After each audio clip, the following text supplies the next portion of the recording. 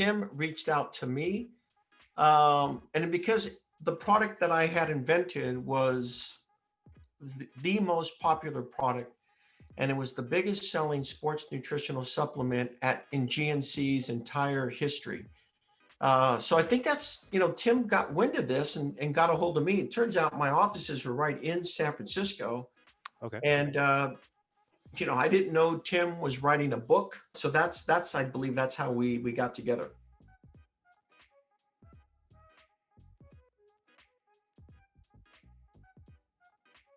What I do remember and what I used to do, and this even goes all the way back to the early 1990s when I introduced creatine, is I learned back then that you can leverage infrastructures at other companies. So companies that have a lot of employees and they have the infrastructure, but they don't have innovation. And this is how I started EAS, which at the original name was Ed, Anthony, and Secretary. It wasn't even Experimental and Applied Sciences, Okay. which then, was taken over by Abbot Pharmaceutical in 2004. But I went to the contract manufacturer, delivered the innovation, and then we went to a main distributor back east, and just by word of mouth. And when you have innovation with products that actually work, grassroots is still applicable, even today. And that's one of the things that I know for sure, because in my business, there is tremendous hype, and people will try it, but more than likely they don't come back and buy it. And that's the kind of the business model in my industry. People just keep coming out with, new things. And I don't do that. I'd rather spend a decade working and researching the peer-reviewed journals in science and tremendous amount of product development and unbelievable amount of failures. I've had hundreds, but that's the way I like to do it. I'm not one of those guys. So the last decade, the product that got Tim's attention, I did the exact same thing. I leveraged the manufacturing of the active. I leveraged the facility for actually producing the actual pills in a very particular proprietary methodology to actually build these pills. Back then, we went through tremendous amount of R&D in just building these pills. But once I got them, and I got them into a bottle with a label, what I found out was nobody understood what nitric oxide was. And this was in, I would say, June of 2002. So what we did, and the idea that I came up with, I go, well, look, we keep, answering the same questions. People would call in, what is nitric oxide? Is this the stuff I get at my dentist's office? So we were like, no, that's nitrous oxide. This is nitric. It's like Viagra for muscles. But after like 3 months of continually saying questions, I said, let's just write a book, and at least this will educate the guys. Well, that was unbelievable, because that education and that book, and when I went to GNC, like in September of 2002, and gave these guys the exclusive, and what they did is they accidentally mailed my book with their GNC's physical magazine, and they were supposed to spread it out evenly across the United States, all the zip codes, right? Like 100 books here, 100, but it would have added up to like 10,000 books. But what they did, they made a mistake, and I think they sent it to like 6 or 8 different zip codes in a region. And those stores all sold out within 7 days. Wow. And that was the start of this product called NO2. And that's, again, people that are going to, entrepreneurs and new guys, it's remarkable when you can bring innovation in to big facilities or companies and use their infrastructure to benefit them and benefit you. Because I couldn't mail out 10,000 books. I didn't own physical magazine. I didn't have 5,000 retail outlets. So that's what I do. I just leverage innovation into all this infrastructure. Sorry for the long explanation, but that's really what I've done. The customer wins, the retailer wins. Nowadays, I guess your retailer is going to be Amazon or something. Win-win situation, and I've always found that to be the most effective way to be successful.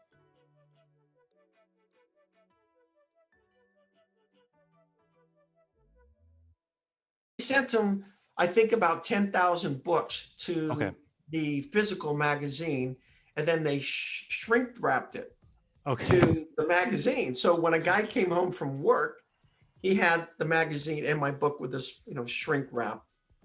Right. And, we didn't know what was going to happen. I mean, I thought, well, of course, I'm thinking it's going to be spread out and we'll just see.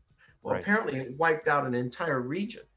And it was funny when I got the phone call from Tim Bentley, because immediately they wanted to extend the exclusive on the contract after that.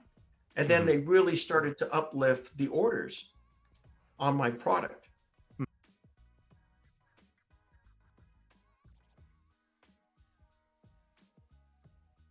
I think grassroots is, you can never replace it with anything. I mean, when one of your friends or colleagues literally tells you, "Oh, I'm using this product and it's remarkable, it's fantastic." I mean, you could do social media and everybody does, but there's so much out there. It really just is an overwhelming amount of everybody saying, "I've got the greatest product, I've got this greatest," everybody claims that. But when you have a friend pull you to the side, and by the way, I'm using this and this is what's happening, that's grassroots. And you cannot buy that type of advertising. You just can't. And Right. again, that comes right back to product innovation and product efficacy. Mhm. You have to have all of those before you can have a very successful grassroots campaign. So I'm still a big believer in grassroots for sure.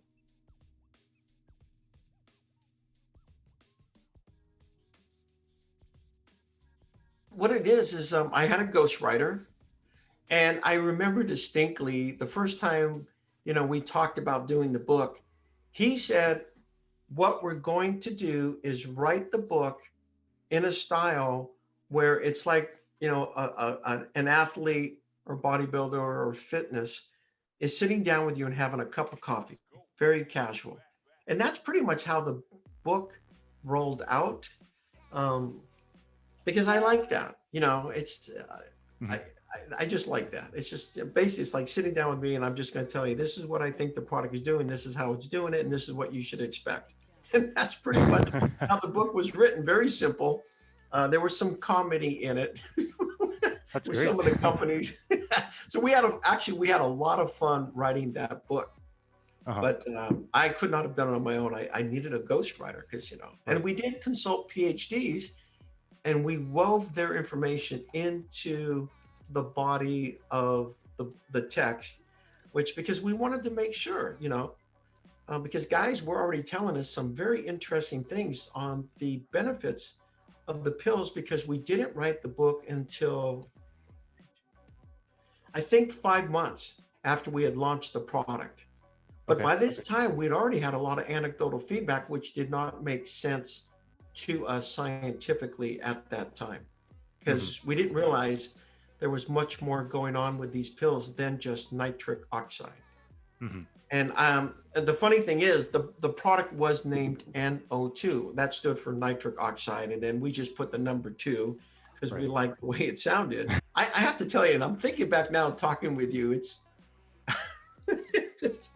it's it's interesting how things just evolve, because we always had a great sense of humor, and we'd always Mhm. just crack jokes. And I just think back now, the stuff we did and the ideas we had and what we did.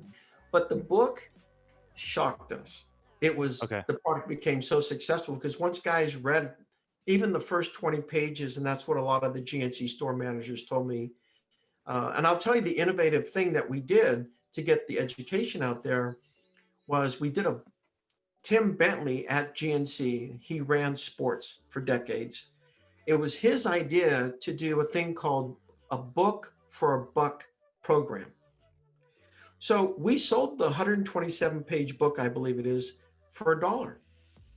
So we Wow. did that so guys could just simply become educated about this new innovative approach to increasing physical performance.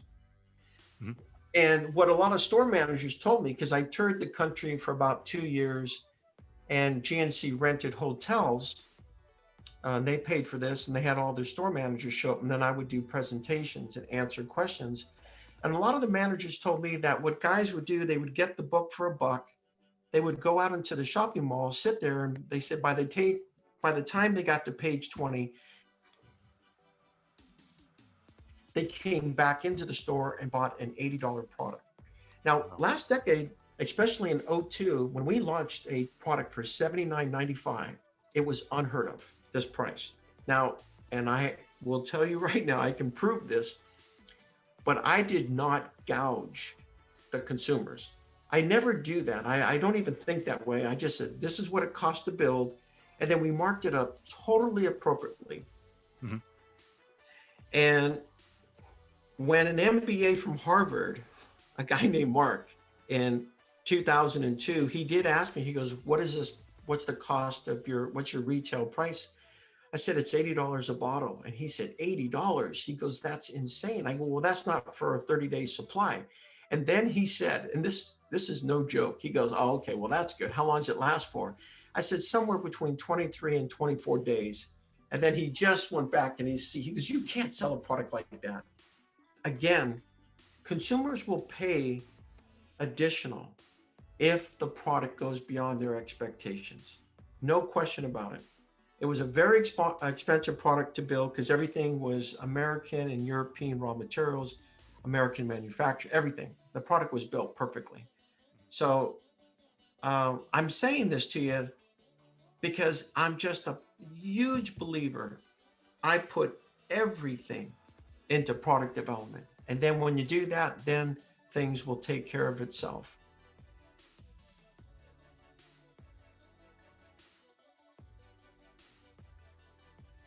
The book actually was very educational because it was such a novel concept on athletic performance.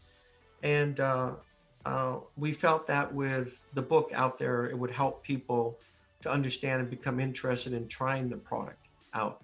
And that's how we did that.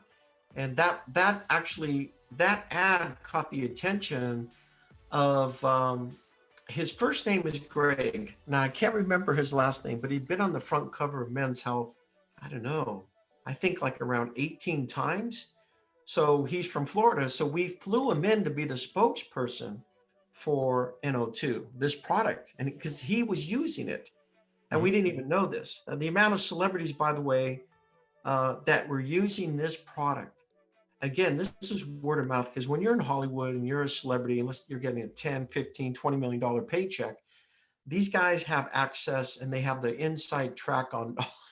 So the amount of celebrities and celebrities, doctors that called me, and I got a letter from just a world famous Hollywood celebrity. I don't want to mention his name, but it's actually, a letter from him, personally signed by him. I was like, wow, how did this get, I didn't realize. We really realized once a guy read our book, they go, it made sense that this could do that. And then when they used the product, within, like I said, 5 days, they definitely saw the results already. It was pretty impressive. And of course, I know the science today because I have followed the science, especially in the last 10 years, about this accidental invention. That's another thing too that Tim and I didn't know. Tim was hanging out at my offices with me in San Francisco. We just thought, well, we didn't have all the science until probably the last, I think the last 8 or 9 years, the science has really come out about this discovery.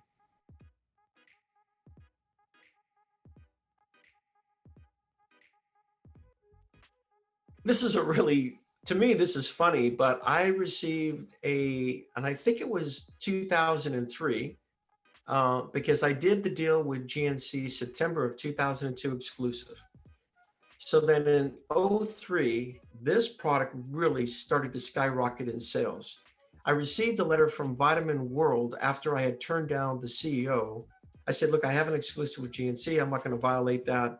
And I'm sorry, but thank you. Right. And then I got a letter from their lawyer threatening to sue me and my company, MRI, which was, uh, to, because I wouldn't sell them the product. They threatened to sue me. And I said to everybody at my company, I said, no, this is the first time I've ever heard of a retailer threatening to sue you because you won't sell them the product. And that's extraordinary. I've never. And then another group, the largest distributor to all the gyms in the United States, the CEO, Eric, he came to me in '04 at the Arnold Schwarzenegger Classic Bodybuilding Annual Show in, I'm sorry, it's in, my gosh, how can I forget this? It's in Columbus, Ohio. I apologize. Okay. But they begged to carry the product.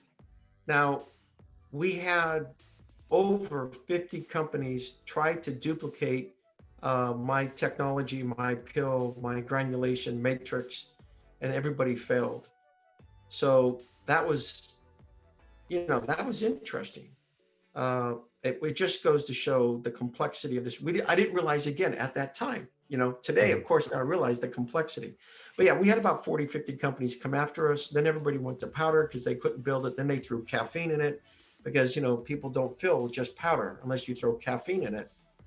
So, and I've never heard of that before. Vitamin World, I've never heard of a retailer ever threatening to sue because you won't.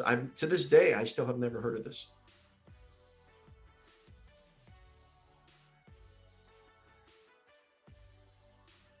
That's a great question. And this is very interesting.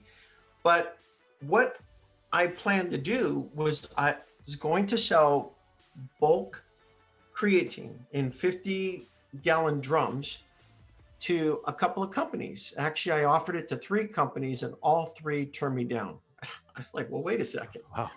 What? That's what I said. No, this really works. It increases creatine and it actually increases muscular strength. So of course I get turned down and I tell my friend, Anthony, the A of EAS. So it was Ed Anthony, secretary, as I mentioned. And I told Anthony, I can't sell it. I got turned down by Twin Labs. I got turned down by Weider, and I got turned down by a guy down in, LA, Southern California. He had another sports company. So we're stuck with a bunch of creatine, Okay. So then I came up with the idea. I go, look, let's just put it under our own label. And then we said, well, what are we going to call this?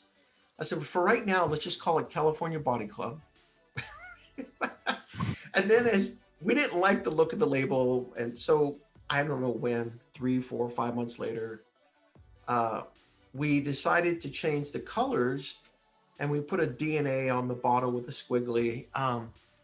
And then we were standing there and he go, okay, now what are we going to call this company? And it just happened to be me and then Anthony and then the secretary. So I'm standing there and I go, well, why don't we just call it EAS? And that was it. And remarkable that I got turned down because listen to this. When I had these pills, the nitric oxide pills, right? Mm-hmm. I went to Muscle Milk. They turned me down.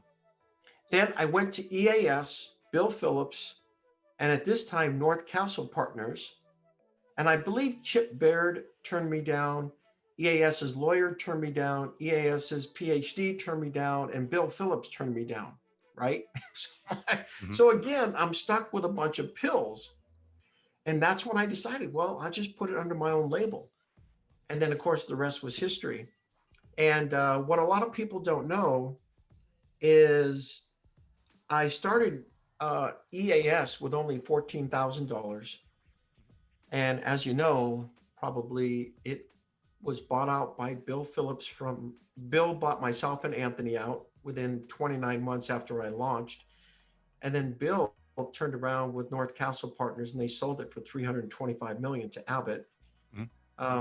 And with the NO2 pills, I started that whole company with everybody, everything, including manufacturing and tablets and bottles and the employees with 140,000, less than 5 years, 4.5 years. I mean, I sold that company for, pretty darn good price. Upcoming entrepreneurs is, be not frugal, but you don't need a ton of money when you have innovation. You really don't. Because I see a lot of people, I got to raise this much, I got to do all of this. But really, when you don't have that much money, you become very creative and innovative in your thinking and in your ideas. Because I see guys that actually rely on having access to the money. So they, instead of being innovative, creative, they just use money to try to solve problems, which then creates, in my opinion, other problems. So maybe that's what's happened with me. I've just been very innovative because, I've always been my own venture capitalist.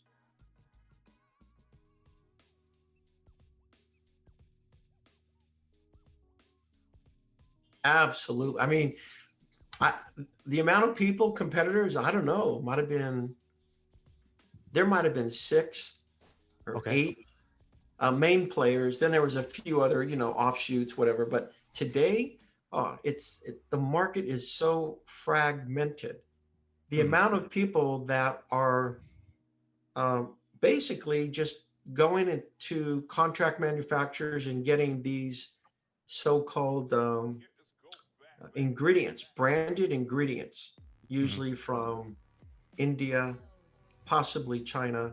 But these branded ingredients, it's very easy. You just call the manufacturer, you order it, send it to a contract, and just put it into powder or capsules, tablets, whatever. So I think there has to be at least 150 companies. But with my background, I'm able to look at these companies and I can easily see that a lot of these companies, tremendous overlap and similarity. Of course, they will disagree with that, but I've been doing this for 40 years, so I can actually just look at a product's formulation and I can tell you what's going on.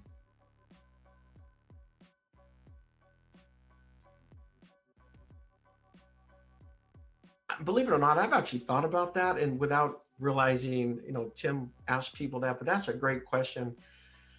And I've told a couple of my friends, if I was sitting on a plane, right, in the seat, and then next to me was my 20-something-year-old self, and I was listening to my 20-year-old self, I would be like blown away that this kid had this ability to wake up in the morning and see more of the bright side of things versus the disastrous side. When you get older and you get kind of beat up, it's kind of interesting because that's kind of how I thought that, well, yeah, we could do that. Oh, that shouldn't be a problem.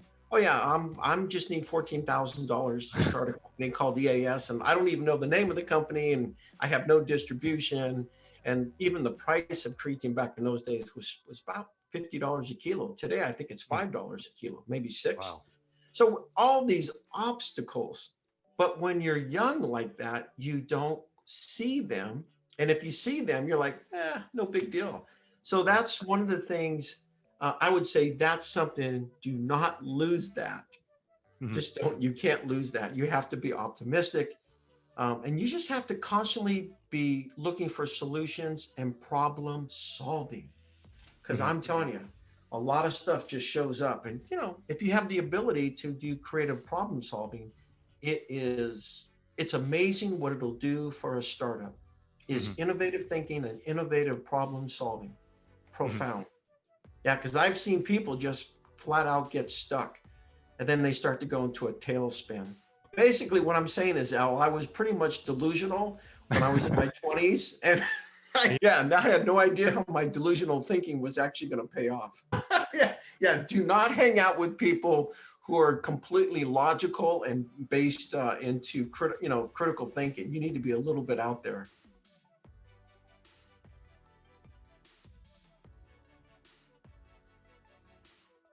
I think what's really caught my attention, and I think it's very interesting because I have also gone into the science, is I heard 3.5 years ago from a couple of guys in their 30s, because I started working on a PowerPoint 3.5 years ago.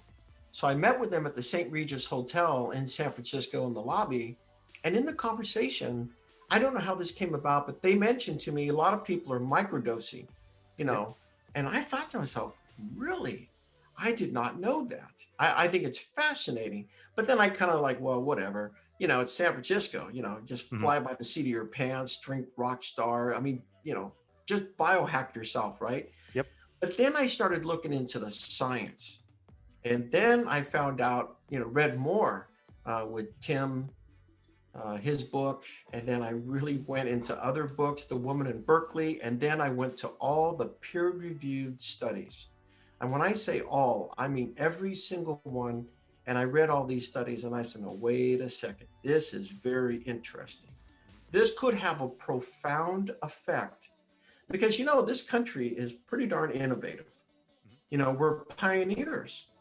And I think this is what I think.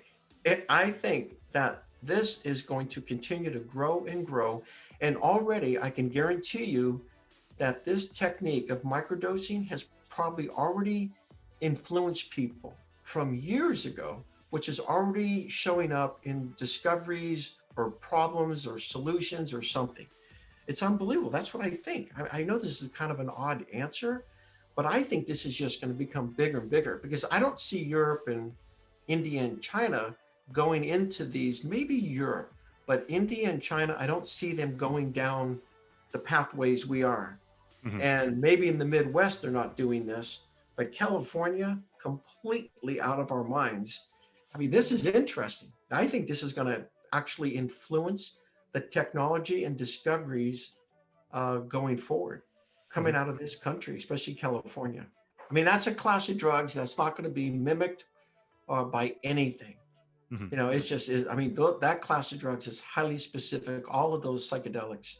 And I think the microdosing, and again, the headquarters with Dr. Fadiman, I think it is, MAPS is in San Francisco. I mean, Hmm. this is just the epicenter of all this. Yep.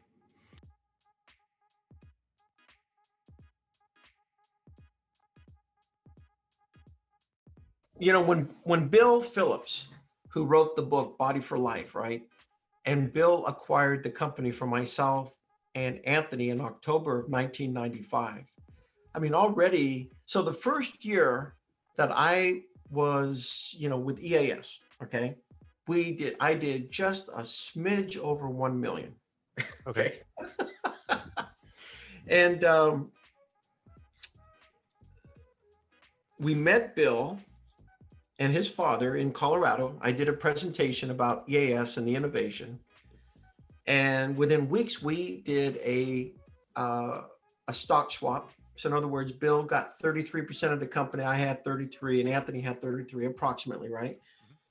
And the next year, Bill took the company from 1 million to 58 million. Wow. And I think that's when Bill said, we have got to get rid of these guys, Ed and Anthony.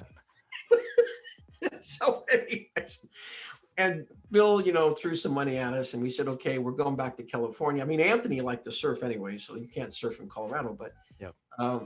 And I'm telling you this because this to me is fascinating because Bill Phillips, brilliant marketing guy, absolutely brilliant, the best.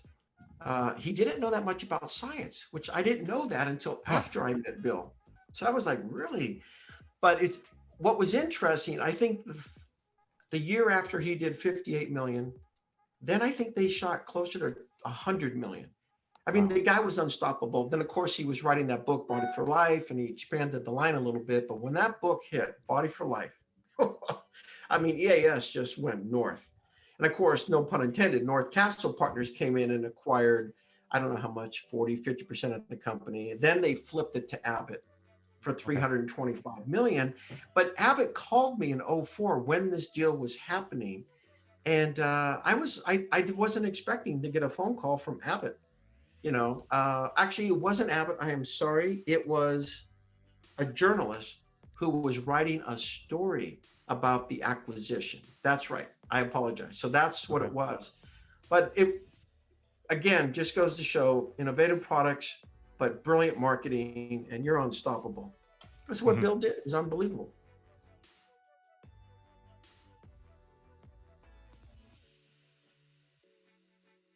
I've asked myself, I mean, there's a stack of scientific papers in the back of my car right now that I'm meaning to read in the next several days. And I was thinking about this just recently, like, wow, I do a lot of reading. And Uh-huh. I mean, this is a lot of reading. I've been reading for, I think now extremely aggressively this entire last, what, 8, 9 years. I've always read the journals, but these last 8 years, it's been unbelievable. Mhm. And I asked myself, why am I, you know what it is? Real simple. I'm very curious about how to improve and counteract cellular aging, the resiliency of cell functioning through very specific code transcription factors, xenobiotic activation, gene panels, and gene expression and epigenetics Mm. to flip it back and slow down the progression of aging. And the insane thing to me is I'm much more interested in that than I am in sports.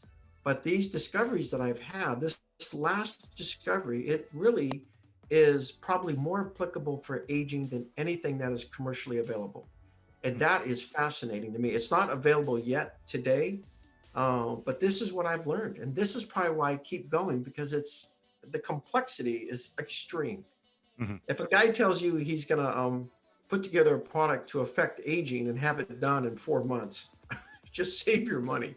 I don't care if it takes him a year. What it's taken for me is about 80% luck and 20% reading like a maniac. And I've talked to so many PhDs, I just actually irritated them.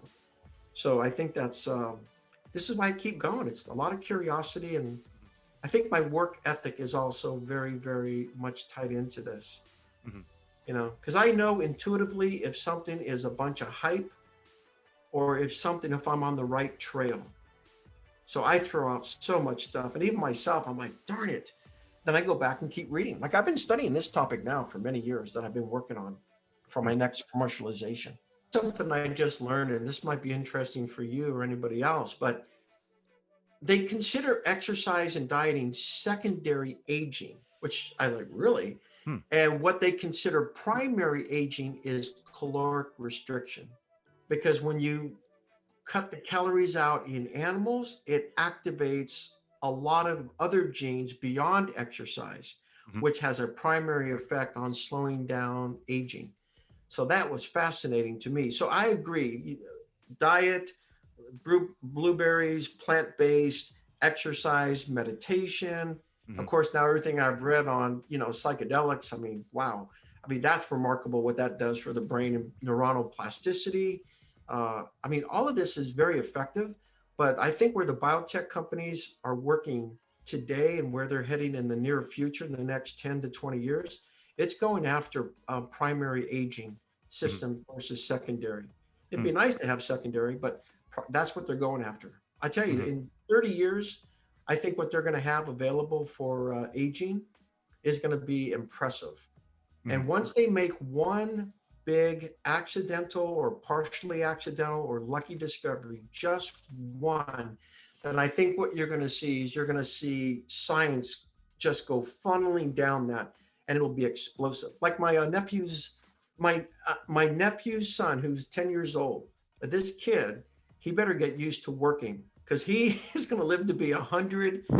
No question about it. This kid's going to be working until he's 80 something. So when I see him, I usually I just say, "Good luck."